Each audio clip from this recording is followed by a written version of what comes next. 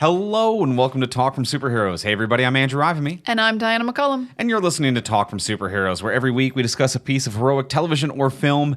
And this week on the podcast, we are talking about Mission Impossible Dead Reckoning Part 1. Part 1's in the title. Part 1 is in the title. They officially left that in. Which, you know what? We discussed this last week briefly.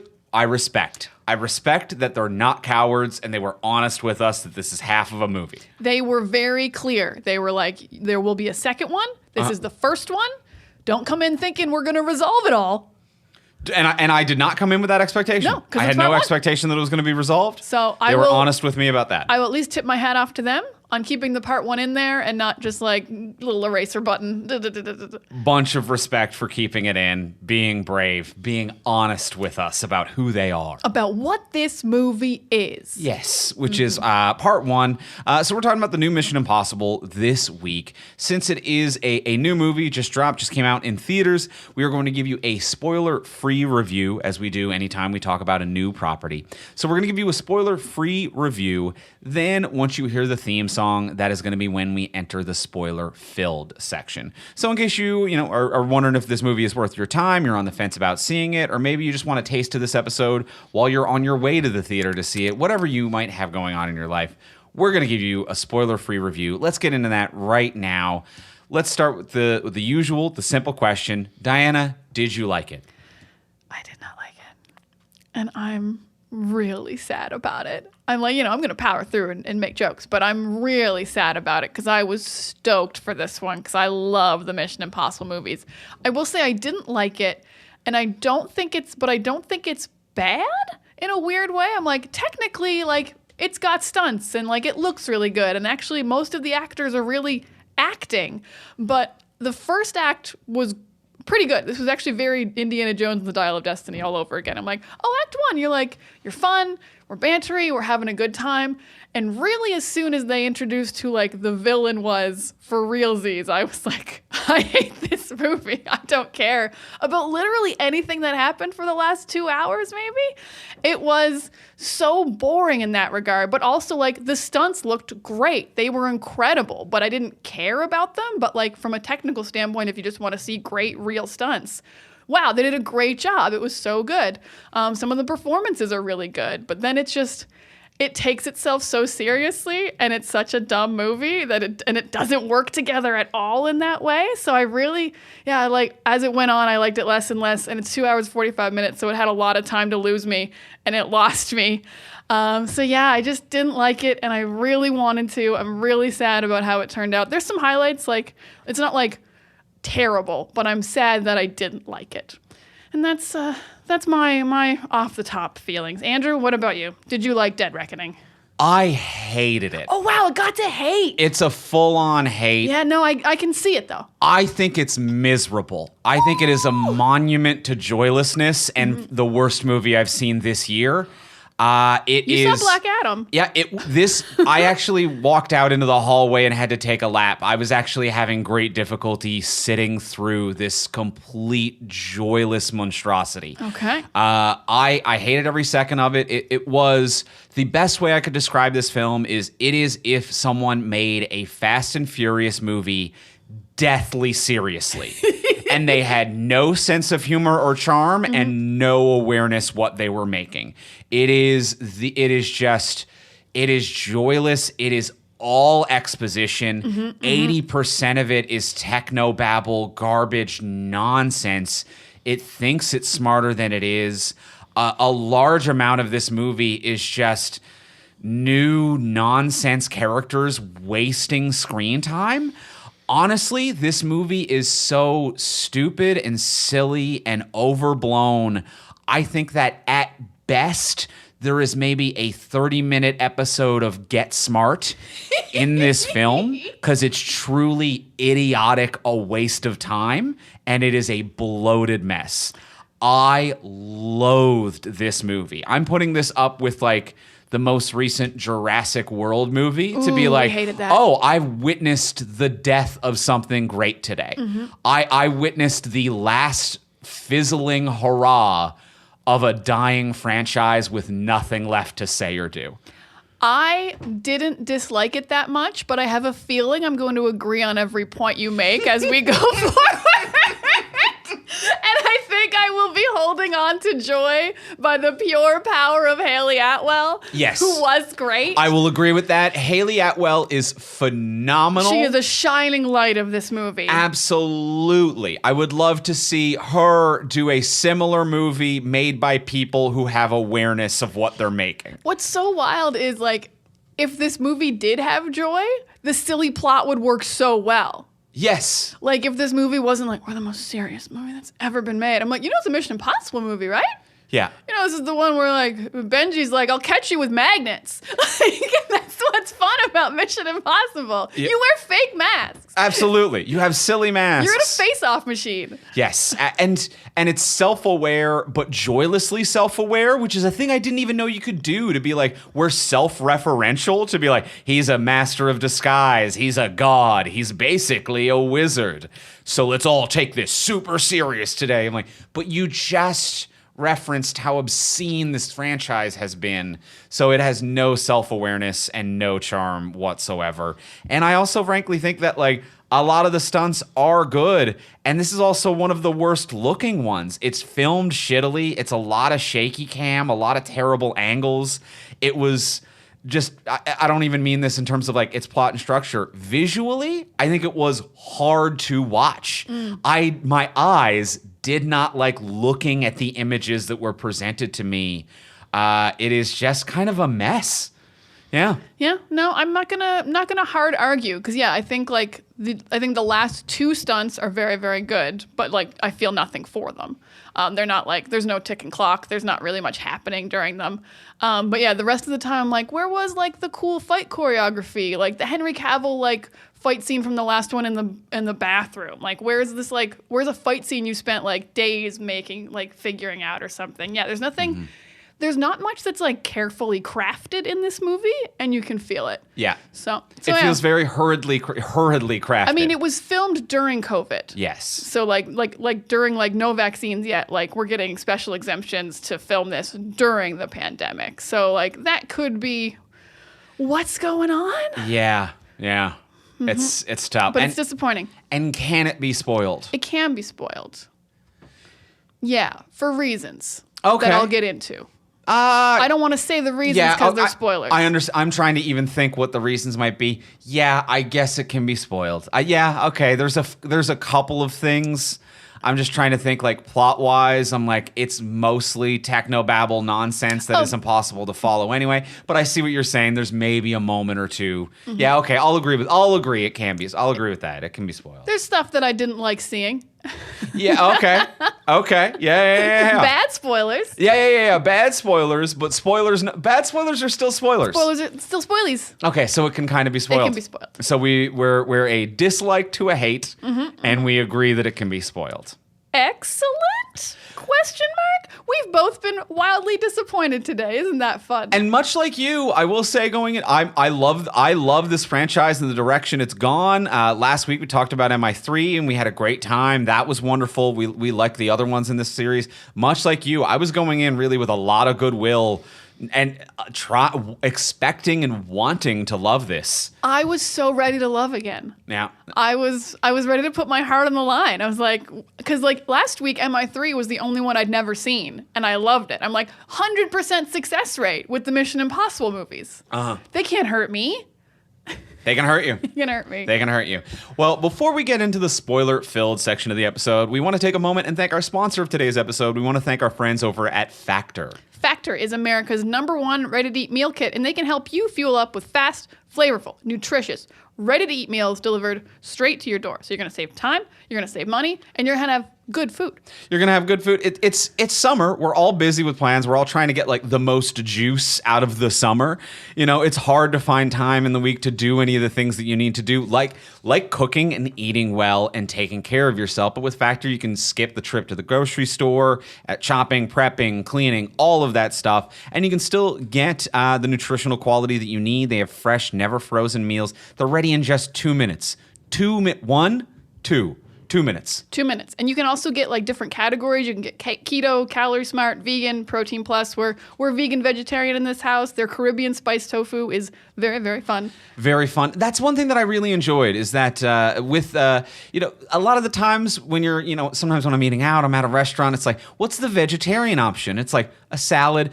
Sometimes vegetarian options, it's like, oh, you really phoned it in on this one, huh? But their vegetarian options are fun and spicy and flavorful and new and fresh and some things that I hadn't tried before. So I really like that I'm like, a lot of people phone it in. Factor, you didn't phone it in on the veggie option. They're like every category, it's its own full category. Yes, absolutely. And they also have they have lunch to go. They also have smoothies. They have additional things that you can pick up as well. They have apple cinnamon pancakes and breakfast items.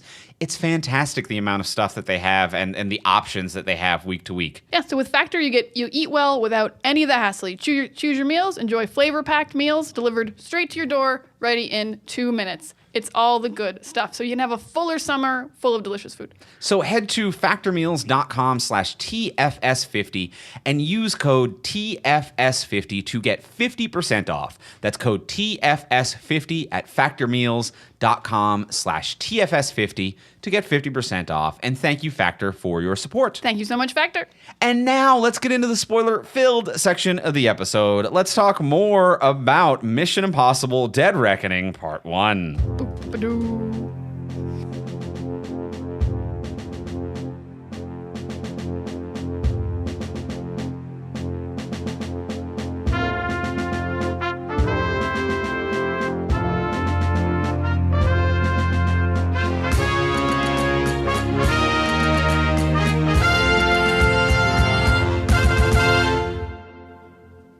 All right, we have seen and did not particularly enjoy Dead Reckoning Part 1. We did not like it.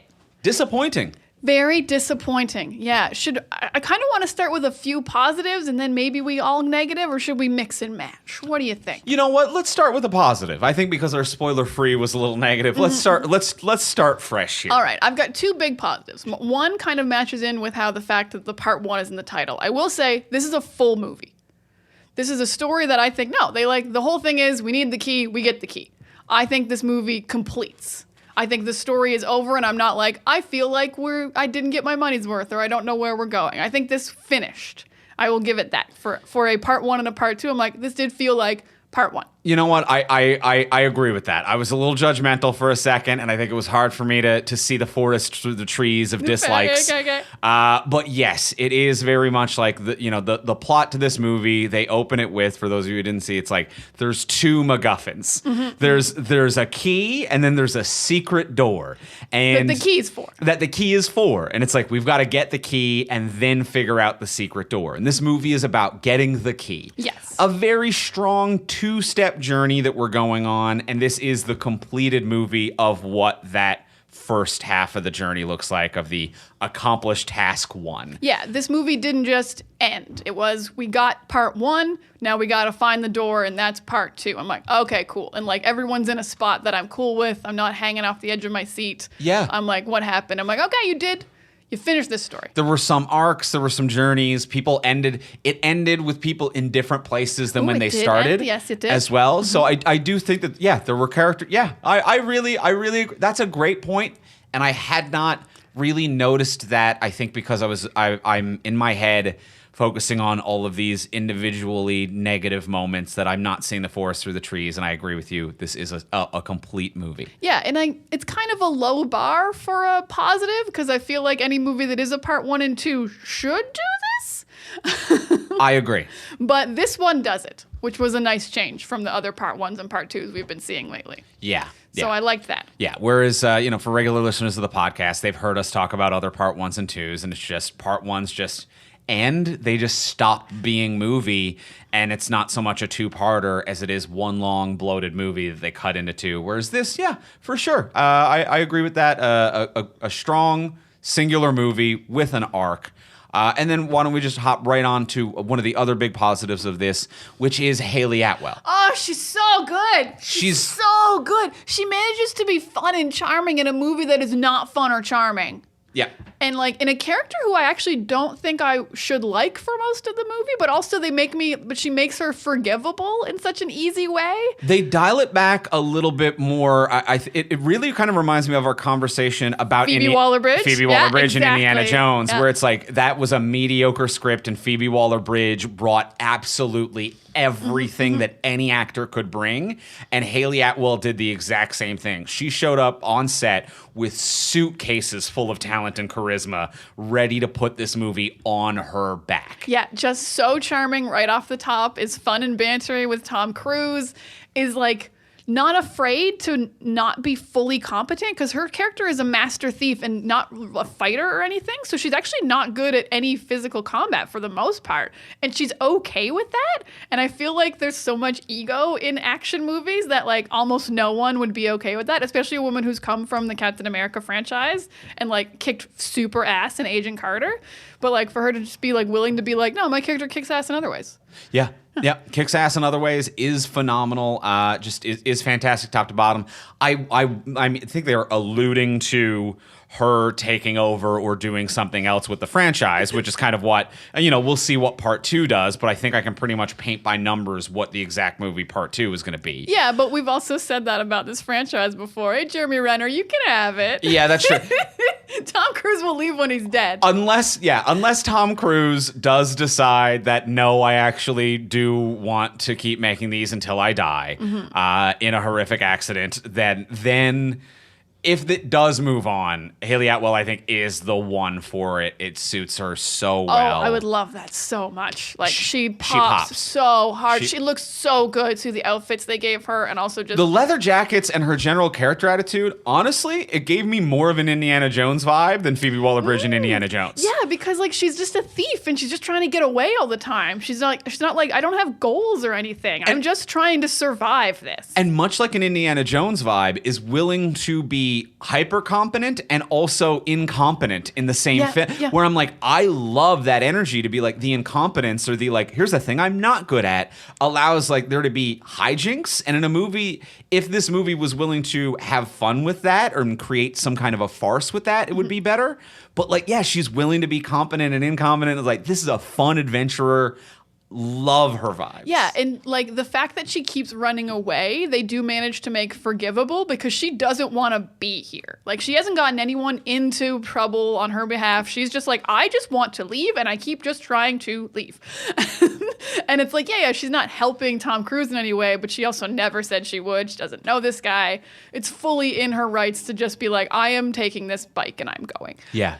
So yeah, she is a shining light. But yeah, you're right about how incompetence leads to hijinks, which is so nice. Because one of the only like kind of funny moments in this movie is in the final stunt when the train's falling and she won't let go of Tom Cruise because she's scared. Yeah. Because she's like, I don't do this. I do other things. I don't hang off of trains. No, I can go undercover as the white lady or the white widow or whatever her name is, and I can pickpocket things and I can be pretty cool under pressure, but I don't hang off of trains. So her just like continually grabbing him is actually very funny, and like she's willing to play in a way that no one else in this movie is willing to play. Yes. Yeah. So yeah, I absolutely loved her. Yeah. Adored her. She looked incredible. She acted incredible. I would watch her. Looked absolutely cool. Oh, Every my fit, God. every outfit, every the look. outfits like were all like suits, but like not quite suits. They were so good. She looked Dripping so cool. Dripping cool all over the screen. So just a treat to have in a movie theater. Just Haley Atwell, bless you. Thank you for being in this movie. Thank you so much. For being in any movie. For being in anything. Thank you, Haley Atwell. For becoming an actress. Thank you, Haley Atwell. We appreciate Haley it Atwell. so much. She's so good. That actually wasn't my second positive, though. Oh, really? Well, you gave me a big bright eyes, like a big surprised eyes when I said I liked Act 1 quite a bit. Maybe not all of Act 1. I thought the airport was pretty fun. I really like chasing Haley Atwell while Benji defuses a bomb. Oh, I did like that scene. Oh, okay. I did like that scene. Yeah, I Yes. think this is very fun. When they tell Ethan when there's only 20 seconds left on the bomb, and he's like, you can't tell it, nuclear bomb right away. When there's 10 seconds left and Benji's like, the amount of time it would take me to explain to you what the puzzle is, we'd all die. Yeah, and then like this sequence is so full of fun. They're sending the cops to different places. He's chasing Haley Atwell. She's like sending the cops after him because they haven't worked together yet. She gets through security. He has to run across the roof while the cops are looking for him, and you just see his silhouette. Everything at this airport rules and feels like all the other Mission Impossible movies. Yeah, I agree. And then I guess Benji and Luther just have to leave and we're not allowed to have fun anymore? Well, I don't know where the fun went after that. I want to backtrack to before that because I when you said I like the first act of this movie, the reason I made that face is that like I agree with you. I like that airport scene quite a bit. It's a fun classic Mission Impossible scene. I don't think it happens till like minute fucking 50. Is it that far in? I checked my watch. The first 20 to 30 minutes of this movie have none of the characters in this movie in it. It opens with a Russian submarine sequence, which is dull as dirt. It is the hunt for red naps. It is miserable. It is joyless, and it goes nowhere. Hey, they said the latitude and longitude 50 times. You didn't like that? I'm so glad I got to know the latitude and longitude in the Bering Sea that they all were. I don't give a shit. I was falling asleep immediately. Okay. This was 10 to 15 miserable minutes. Then after that, and also it's set up that like this movie, just bigger picture, is so insecure in its exposition that it tells the audience everything 19 times, and it still doesn't make sense because it wasn't well thought out, but they keep reiterating it. Yeah, our plot is bad, but we're going to say it 18 times. Is not. Maybe on the 18th time, people will be like, I guess. You're just trying to hammer it into us. So like we open with this like, it's a Russian submarine. It has an AI. Or does it? It was hacked. It shot itself. There was a ghost ship. None of this means anything. It is all dribble. Get rid of it. Then we get to the U.S. government meeting where there are 19 characters who are all meaningless idiots with the stiffest, shittiest written dialogue I've ever seen. It honestly felt like a parody of Aaron Sorkin that didn't earn an Aaron Sorkin show, where like all of them were finishing each other's sentences, where it's just like, but if two of the keys come together, and then another character would like cut off that sentence and be like, then the air pocket we have around our intelligence, and then another character would be like, the only intelligence that we can count on, the paper physical trail, yes, through the metaphysical zone of what truth actually is. I agree, what it is, whatever it is that we find that is truth is what it is that defines our nation and the truths that will be going forward.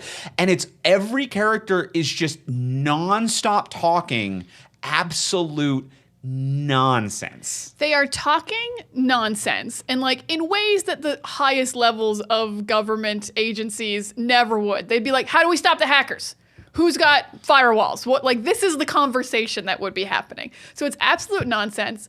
And it's all of these people who are actually like, for the people I know, are good actors and have been told to do nothing with this script. You have Carrie Elwes in the flattest, like, dullest performance I've ever. He got run over by a truck or like one of the Zambonis on an ice rink or something. He's just there. And I'm like, I love Carrie Elwes and I hate what you've done to him for just being a nothing character in this. They're all so flat and they're being metaphysical and they're boring. And it's just like, you just have a hacker. Yeah. It's just something you've been hacked. Why are we, and like, you know, maybe it could end to the end of the world because nukes are attached to computers and it's an AI, sure, but like, feel a little urgency about it then. It's so long and it's so boring. And it's so, and at times it's like, these are military strategists and just randomly they'll be philosophical. Yeah. Where like it'll be like, but how do we cut the hard line? And then one other person will just like reply to that a technobabble, but a question, be like, how do we kill its access to the hard lines? And then another person will respond to that to be like, well, in a post-truth age of social media, what it is that people's adrenal glands crave for is a true sense of belief. And that's what it is that the American military has decided to harness. What the fuck does that mean? That's nothing. That's not. You've wasted my time. This is nothing. With like, and you think, and like, this movie takes itself so seriously. It's like I feel like they felt very insecure about these being the final two Mission Impossibles with Tom Cruise, which is what they reportedly are at this point, and just being like, well, we got to be really serious and whisper because it's like the last one. And the movie will be everyone will say it was really good and serious if we act really good and serious. I'm like, you're fighting a computer called the Entity. This is a Star Trek episode. This is an episode of Star Trek. I mean, this is literally the plot to a Fast and Furious movie. Yeah, the one that takes over the cars. Yes. But that's like, Cypher's the hacker who's doing it. Yeah, Which I think is way better. It is better. Because you know what this movie is? This movie is if Ultron didn't have a body. Yes. That's all this fucking movie is. It's a computer that doesn't talk to you. It doesn't have a body to fight. It's literally just algorithms. It's just a waveform visualizer that's built into Final Cut. Like, it's not even, it doesn't even look good. Yeah, the Entity looks like my screensaver. And even when like the government officials are talking about it, they're like, we have to stop it. And one of them points to a TV that's just playing this screensaver. And I'm like, what the fuck is anyone in this room supposed to do with that? This is a nonsense this isn't even its code. This is a nonsense visualization that someone came up with that is a conceptual imagining of what an AI could look like if it wanted to have some kind of an eye shape. It's nothing. What are we doing? It's nothing. And bigger picture wise, it's not even created as a good character because like Ultron, Age of Ultron was bad. He was a robot though he was a computer algorithm for the most part. Yeah. But he had goals. Yes. He was like, I'm going to drop a city on the planet and blow up the Earth. And I'm like, what's the Entity want? We still don't know. The Entity might not care. The Entity, if you don't try to destroy it, might be like, I don't give a shit about anything. Yeah. I literally only am trying to stop Tom Cruise because Tom Cruise is trying to destroy me. But I'm like, what does the Entity want? Why does it have cronies? Why does it have henchmen that have why does it have Batman henchmen with themes and shit? She was Harley Quinn, right? She was just Harley Quinn. She was just straight up Harley Quinn. Why did she have a theme? The Entity liked that about her. Where did the Entity fucking find that? Craigslist. Why would they choose to none of it makes any sense, but it's so insecure that it doesn't make sense. It won't have fun with it, and it has to keep trying to make sense of it, which is one of the most frustrating and dull things about this movie, where it's just like, please, its script is begging it to be sensical, and it's not. It is, and it's so weird because it's like, you can have a movie where the bad guy is a computer. Like we said, Fast, whatever number it was. Yeah. It can happen. I've never loved it. A computer as the villain has never been the best villain since probably 2001: A Space Odyssey, and that was quite a while ago. Mm-hmm. You have to have a body at least. You have to be a Terminator. You have to be fightable. Yeah. So it doesn't work. But also the conceit of this movie is AI is bad, humans are good, but it has no humanity whatsoever. Yes. It is the Mission Impossible movie with the least amount of found family vibes. It has the least amount of relationships built. It has the least amount of stakes. At one point, Benji has to tell the computer the thing that's most important to me are my friends, and that's irrelevant. But if you go back to Fallout or something, when the villain strapped a bomb on Benji so Ethan Hunt would do what he wanted, I'm like, that's humans are more important than AI. That's friendships are vital and we're fighting for humanity. And this movie does nothing about that or makes you feel like they care about each other in any way. It's all say, don't say, don't do. It's all say, don't tell. Yeah. Or don't show. Or don't show. Yeah. So it's just, and the other trope that they do in this opening government scene that I'm like, this is Hackney writing 101, and they do it 3 times. Which is a series of technobabble nonsense, which is like we need to air fry our mainframes.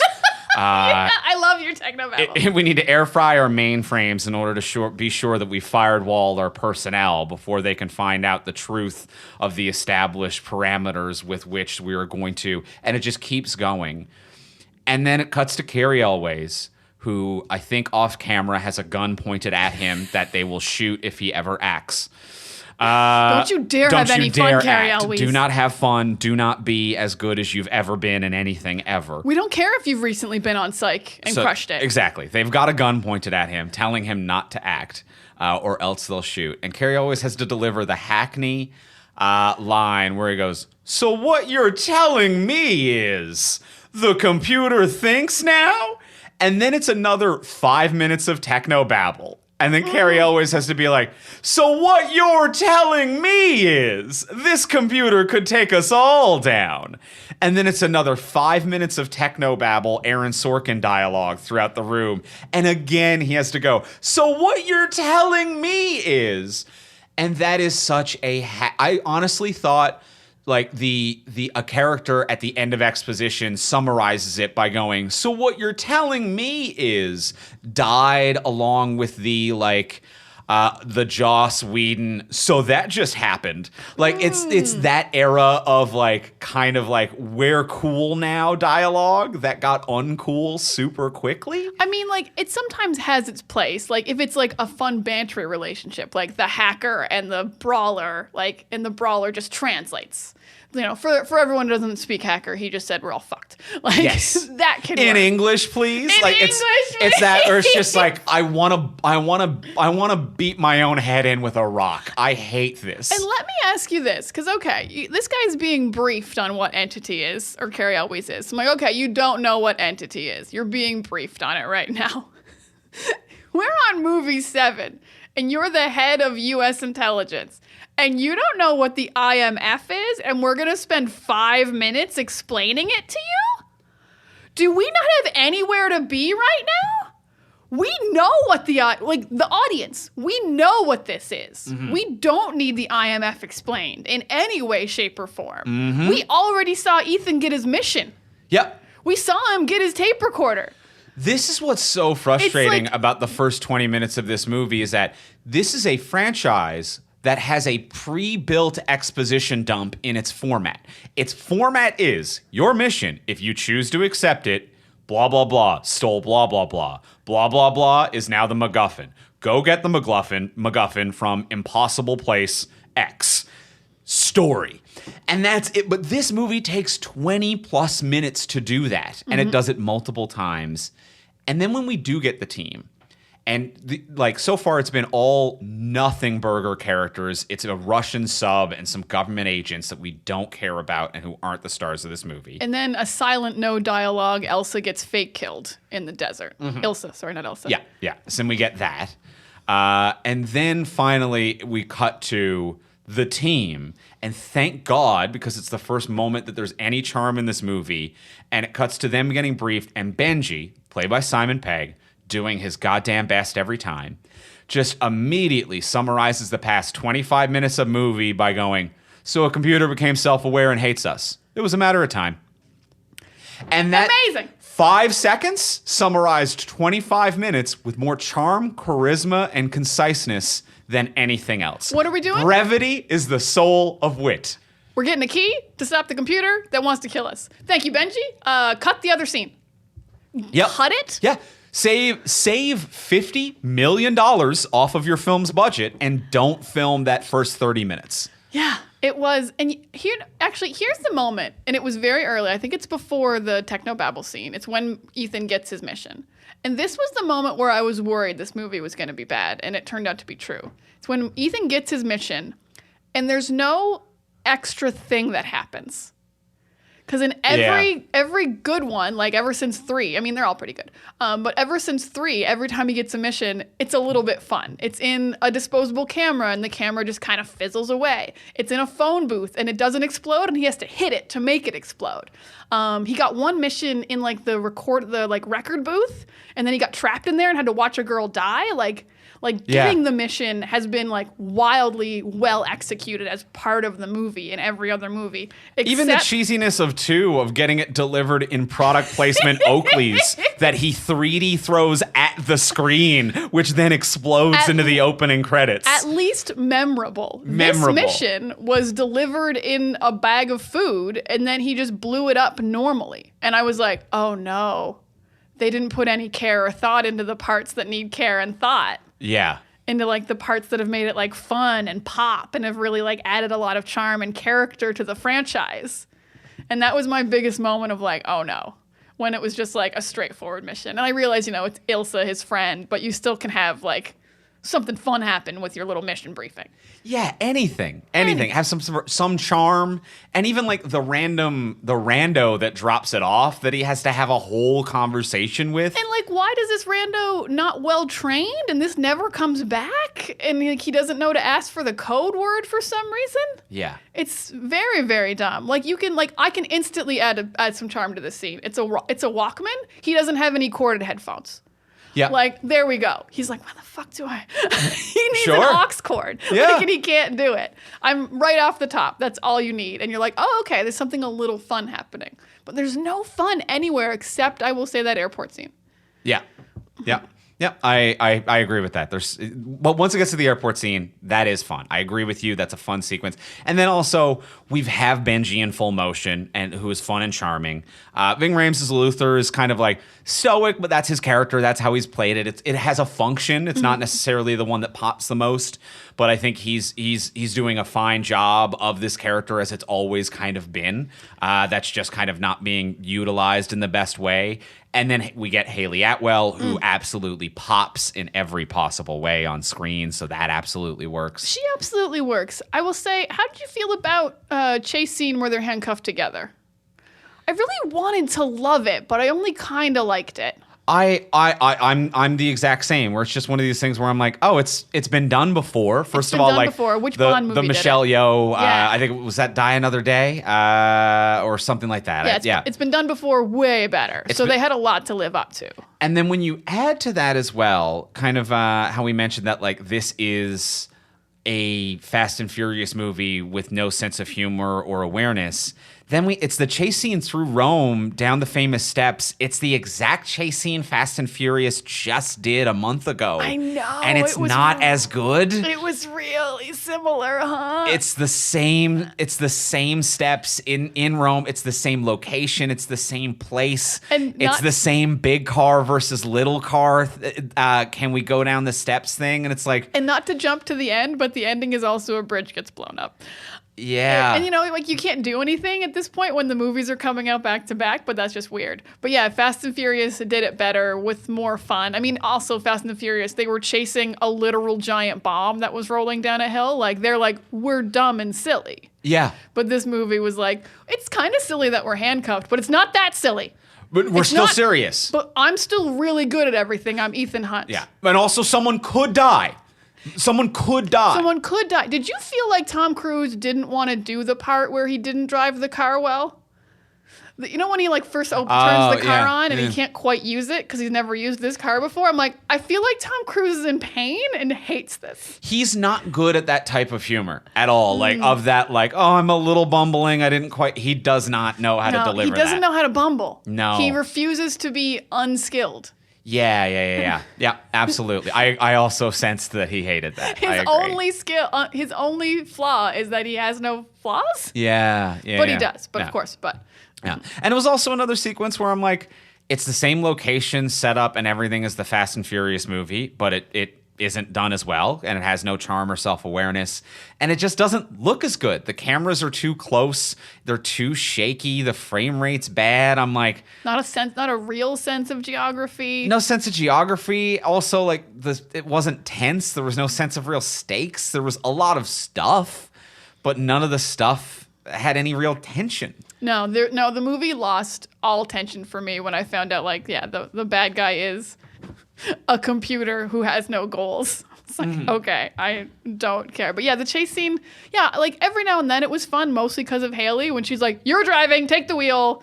She's doing everything. She can. Everything. Absolutely everything she can. I do like how they also are Fast and the Furiousing that Ethan Hunt is just found familying everyone whose life he saves. Yeah. Because like Shea Wiggum, who also is from the Fast, Furious, and Furious franchise. Oh, yeah. I forgot he was in there. Yeah, he's like the cop who keeps catching Paul Walker. Yeah.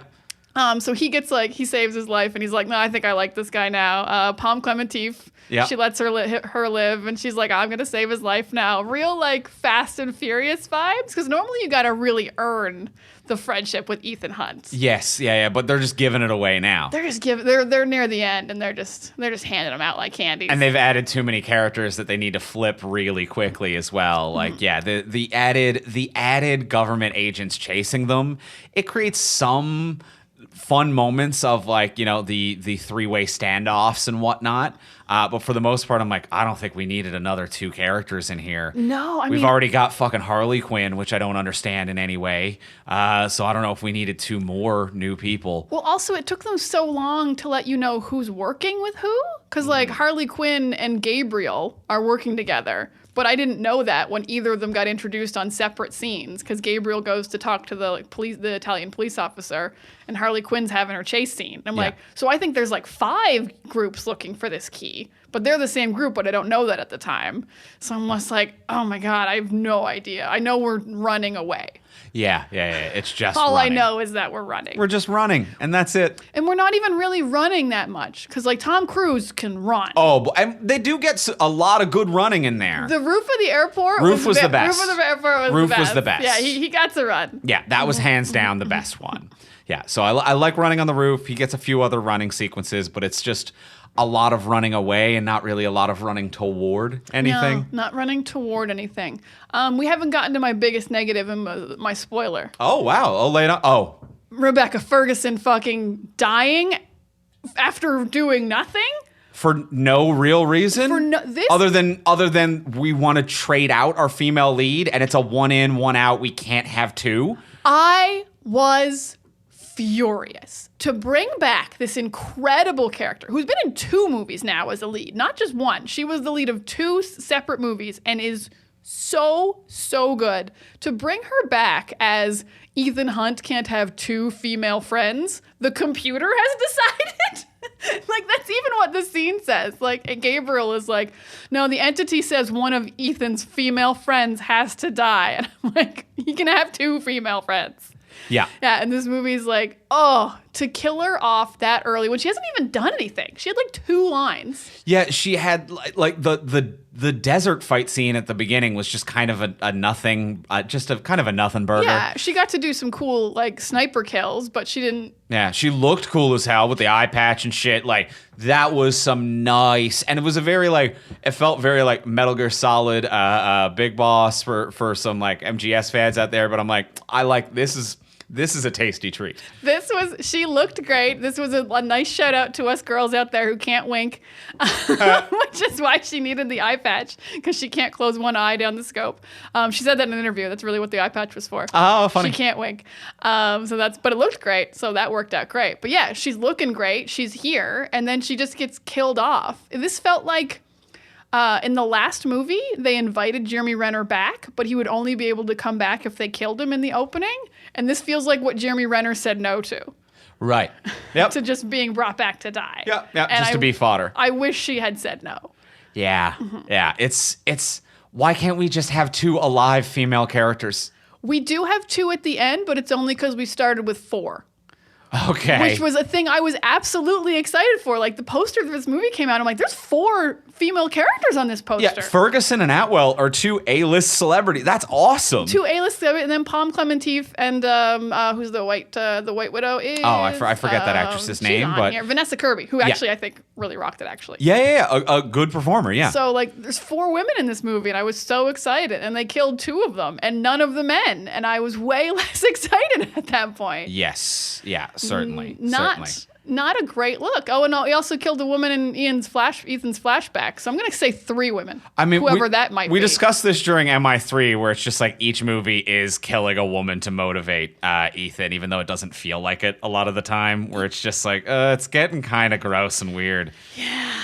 Yeah. They managed to like do it enough, and like, in this franchise do it like non-sequentially. It's a flashback. It was actually someone else. It's this, it's that, but it's still always killing a woman to motivate Ethan. Well, actually, I would think recently they've figured out not to do that, though. Like Ghost Protocol, they killed Sawyer from Lost instead, and Michelle Monaghan was a fake out. She was alive. Oh, yeah, true. Okay. And then Rebecca Ferguson has survived the last 2 movies.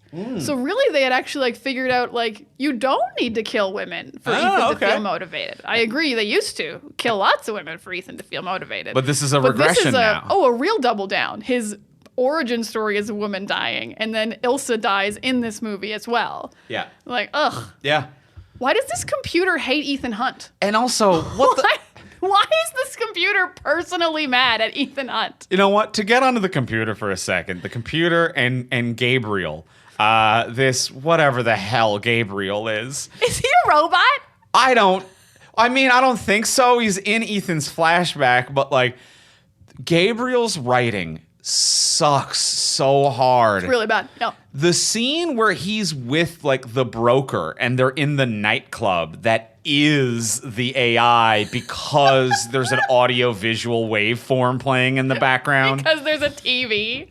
Because there's a TV. This building is the AI. I'm like, it's the AI's party. I'm like, there's a nude person on a pole down there. The AI didn't do that. Also, like, it's not even a very digital building. It looked like a church. It's an old church that just has one projection screen. What are we fucking talking about? The AI can't do shit to me here. And Gabriel's, like, for all the garbage techno nonsense in this, Gabriel is absolutely speaking like the architect from The Matrix Reloaded. Where, like, when they're talking to the broker and, like, you know, like, Ethan has to be like, broker, you know, if you sell it to him, everyone in the world will want to kill you simultaneously. You will have made an enemy of literally all human nations.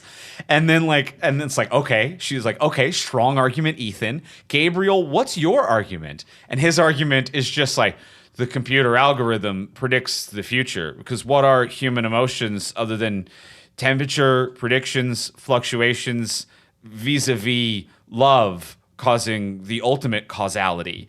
And it's like, you are the architect for Matrix Reloaded. You suck, and nothing that you're saying makes sense, and no one would side with you? No, the White Widow never would have. She would have been like, no, you know what? I don't want every nation in the world mad at me. Yeah. I'm someone who likes money, and I'm a gun smuggler. I'm not going to side with a dude just because he tried to act smart and he said vis-a-vis.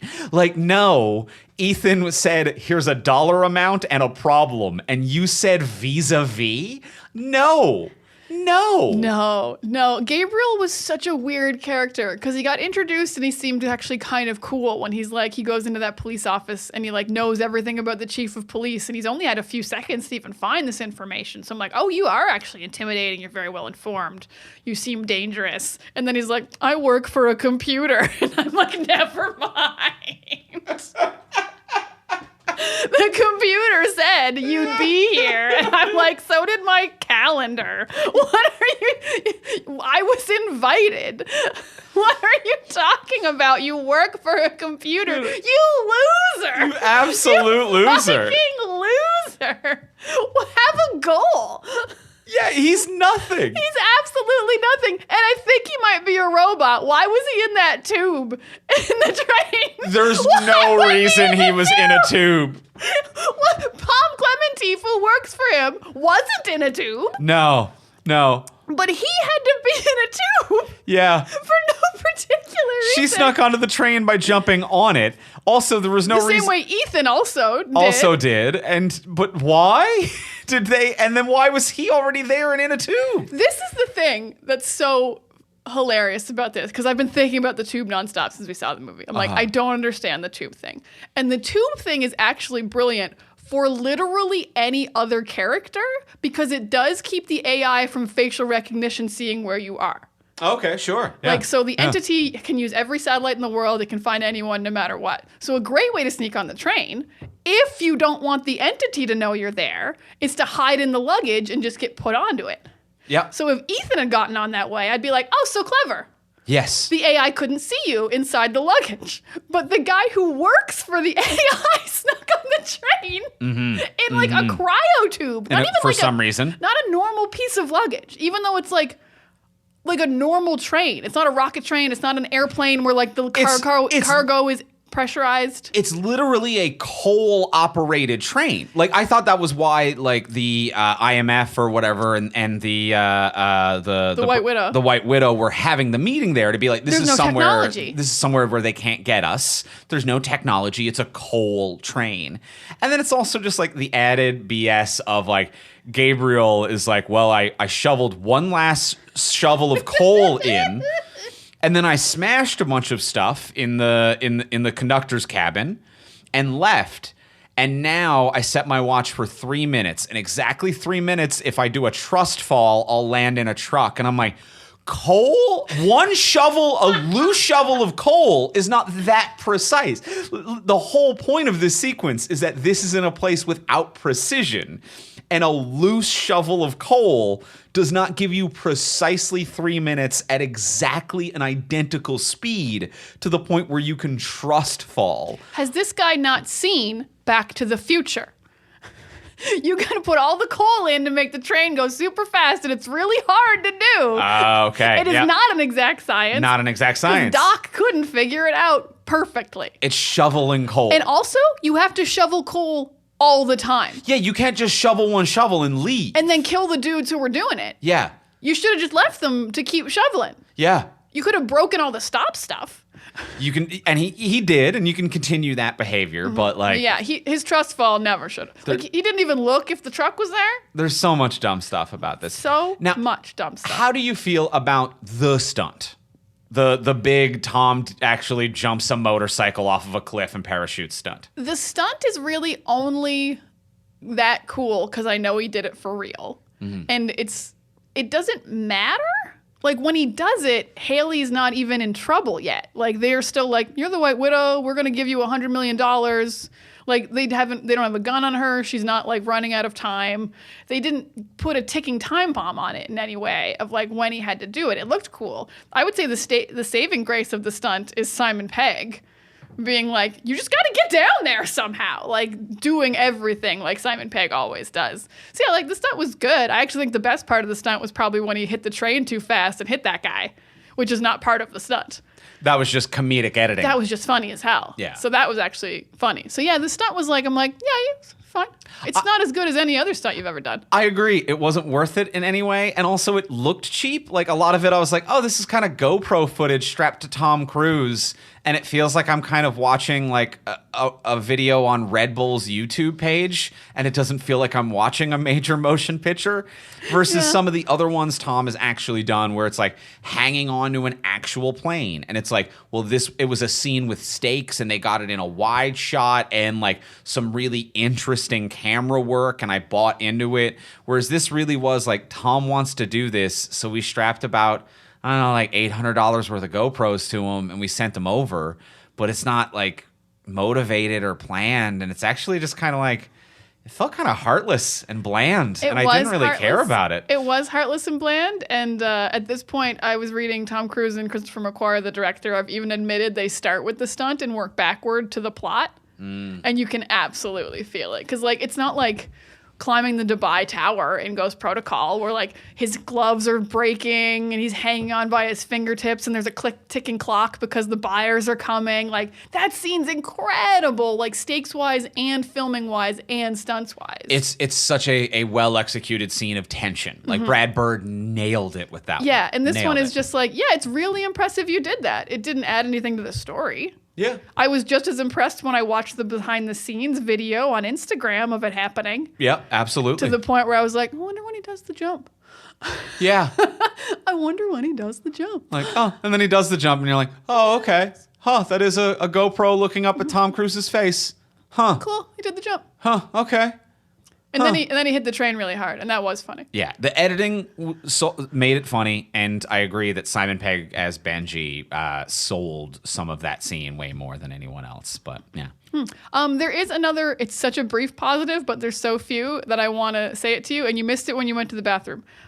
So I will say, and it was a Luther scene. Okay. Right after Ilsa dies, Haley Atwell goes to like their base, and it's a really beautiful scene where she feels really bad that Ilsa's died, and she says, she died because of me, and Luther said, no, you're alive because of her. And that is nice. It's a really beautiful writing. And like it really changes the whole perspective of guilt in a situation like that. And it was wildly comforting. They immediately made a connection, these two characters. It's a shame Luther then left for the rest of the movie right after this scene. I assume he'll be back in 2, but we could have used him around after he instantly made this great connection with Haley Atwell's character. But I was just like, oh wow, that is a really beautiful, concise piece of writing. And the rest of the movie doesn't deserve it. Interesting. When you're not talking about AI, yeah, you guys are nailing it. It's not when bad. you're talking about human emotion Yeah. and feeling at fault for someone's death and being like, no, respect their decisions. They chose to die for you. I'm like, this is interesting. Yeah. I think that is kind of that is nice. I'm sad I missed that. I don't even know if I was in the bathroom. I think that might have been me doing a lap to be like, why did they kill Rebecca Ferguson? Why am I watching this movie? But yeah, that is by the sounds of it, one saving grace kind of scene, and one scene where it sounds like they got it. Because I think that would be one of my bigger picture kind of complaints about this movie, which is that like the Mission Impossible franchise has been about tension meets action. In every iteration, even going back to the first film, like De Palma's Mission Impossible, the tension is trust. It's interpersonal tension. And that first Mission Impossible is a lot of quiet eyebrow acting of like looking at someone, I'm sweating, can I trust you? Even action scenes, the famous I'm dropping down, he catches his own sweat before it hits the pressure sensitive floor. And it's like these moments of quiet tension. And this movie is filmed like that, where it's like, here's a close-up of someone's eyebrows moving. And it's like, but it's not about them, whether they trust someone. It's about whether their opinion on AI as a whole has a geopolitical interest. And that's just boring. So this at times it feels like they're trying to do an impression of like, let's go back to our roots. We're going to do De Palma's Mission Impossible. We're going to do quiet, introspective close-ups. And it's like, no, that worked because it was the quiet tension of interpersonal conflict, and it was about the spycraft of who can you ever trust. And then this franchise went on to, it is about the tension of, can a man hang to his side of a building?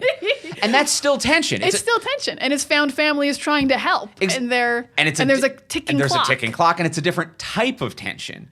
And this seems to use the worst of both, where it's like, what if we were filmed like interpersonal conflict, but we only had the tension of big stakes stuff? And it's like, those don't vibe together in any way. That's just a mix and match. It doesn't work. Yeah. The movie's whole vibes didn't match. Yeah. Which is weird because like, it's weird that this movie had nothing to say about AI because like, and it feels like meta way it should, because it's like AI is bad.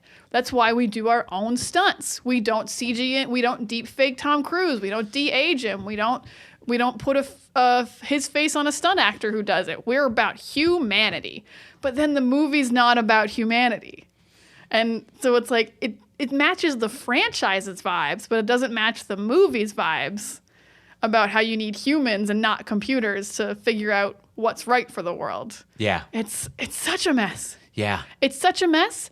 And I've been having a gaslit deep dive because Rotten Tomatoes has it as a 98 right now %.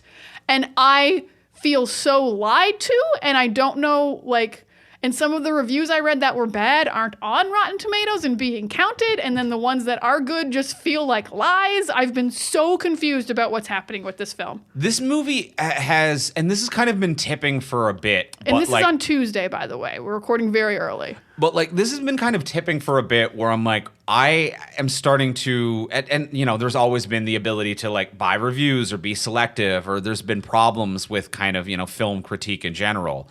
But this has been happening for a bit where it's tipping more and more for me to be like, what the fuck is going on? And are reviews fully purchased? Because I was even reading one that was, I forget the site it was I was reading it, but it was largely about the stunt. And it was a review of the film that was like, Tom Cruise just needs to keep finding crazier and crazier ways to maybe die, and he for sure wants to die making a movie. And then I looked at what that review was, and it was a review that did not give a numerical number to its review. But it was just like and the review, it actually felt kind of bleak. The review was like, these movies are not so much about movies, but about Tom finding more and more extreme ways to almost die. And then the Rotten Tomatoes translated that to 100%. And I was like, I don't think that's a 100% review. That's just stating that Tom is risking his life. Well, right, the Rotten Tomatoes works is you either liked it or disliked it. It's kind of our thing. Okay. And if you liked it, it's 100. Yeah. And if you disliked it, it's 0. And then so the percentage is how many liked it and how many didn't. So 98% of reviewers liked it and 2% didn't. Interesting. Okay. It's not like they gave it a scale.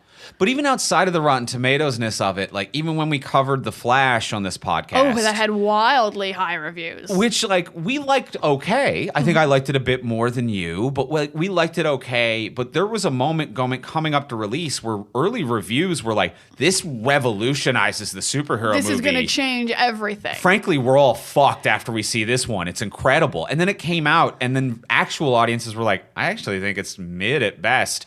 And then all the reviewers were like, don't worry about it. Never mind. And it feels like the same is happening with this. And I don't know, especially also like after the other week with all that like that GQ stuff where it was like GQ posted the thing to be like, they had a big article that was attacking David Zaslav and Warner Brothers, and then GQ pulled it, and the editor-in-chief who pulled it is now a producer at Warner Brothers. So it's like you took an editor-in-chief, had them pull anything critical of you, and offered them a job at Warner Brothers. And I'm like, oh, okay, so like this is a very big case of like we flat out bought positive press, or at least bought our way out of negative. So I'm like, I'm getting more and more wary of what a lot of people have to say about film now. Yeah, you really do have to just find a reviewer or a review website you just genuinely trust and agree with. Because a few like reviewers that I checked out theirs, and I was like, oh, they're saying a lot of the same things I'm saying, and then like they just weren't on Rotten Tomatoes. Yeah, and I was like, that's shifty. Yeah, shit's getting shiftier. Yeah, like you really just can't believe early reviews anymore. Yeah, no. And yeah, I agree with you with feeling gaslit. I felt like I was going insane leaving the theater with a 98% Rotten Tomatoes movie and not liking it. Yeah. Like you feel like there's something wrong with you. Yeah, I'm like, did we watch the same thing? Like, what was is I going not in the on right here? mood? Did the theater fuck up? Yeah. The whole 2 hours and 45 minutes? Yeah. Absolutely. Yeah. So I just needed to get that out there because it made me feel actually genuinely crazy until Andrew also told me he didn't like the movie. Because we usually don't tell each other until we start recording. But like I had to ask him. I felt crazy. We both felt insane for about half a day until we recorded because we're just like, what is going until we discussed it. And then it was like, oh, okay, we're not insane? I don't think we are. I think if the both of us are on the same page. Yeah. I think we're good. Yeah. Very strange. Yeah. Well, I'm feeling pretty good about this one. I feel like I'm not looking forward to part 2 at this point. Not looking forward to part 2. And I think it's just going to end with, Tom Cruise getting murdered in front of Haley Atwell's character so that she joins the IMF and takes over the franchise for him. I mean, which is why we've introduced it. Yeah, that would be nice.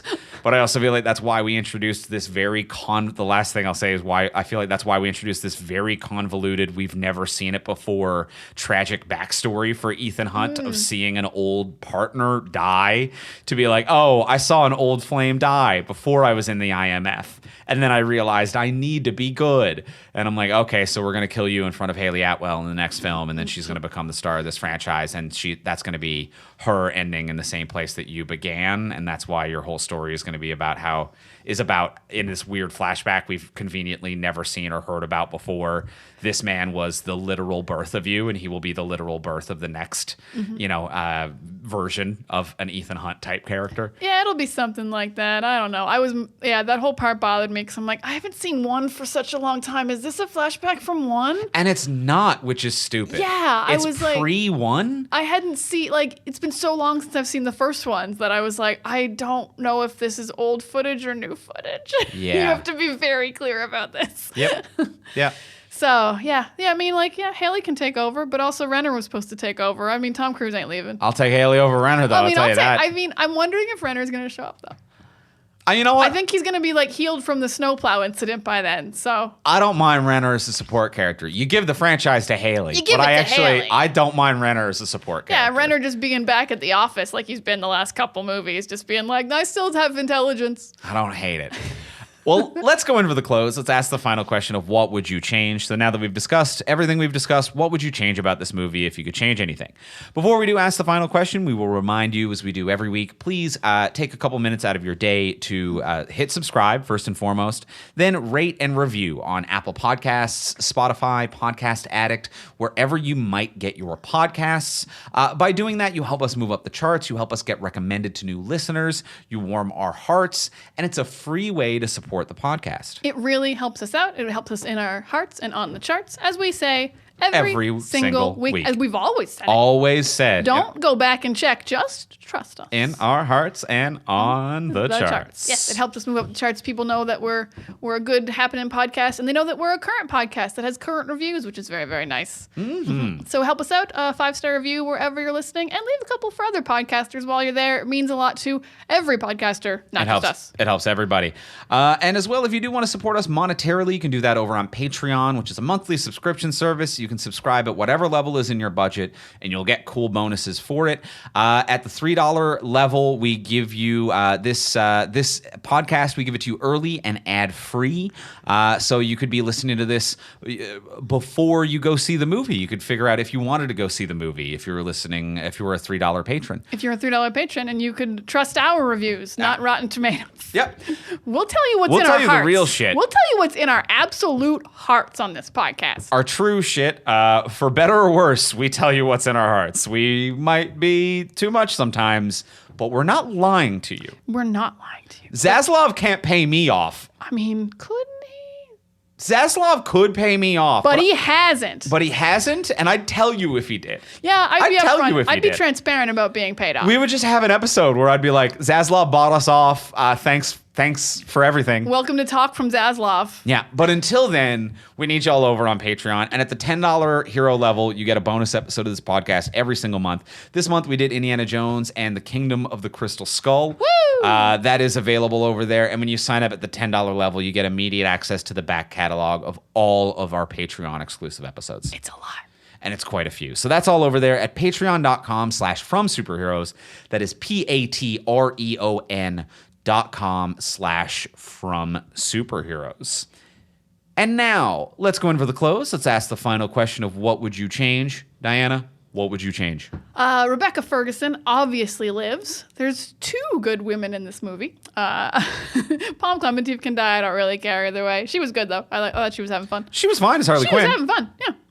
My biggest change is just like, God, so much needs to be changed, but if I'm just going to have one, I'm going to say that the entity isn't self-aware. It's a really useful AI that Gabriel absolutely controls.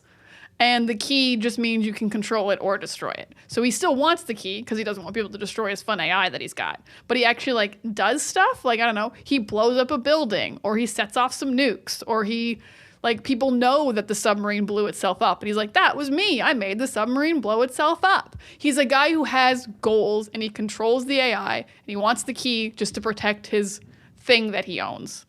And that's really going to, like, help a lot if he's got something he wants to kill or destroy or do, and it's not just Ultron's disembodied voice targeting Ethan Hunt for no particular reason.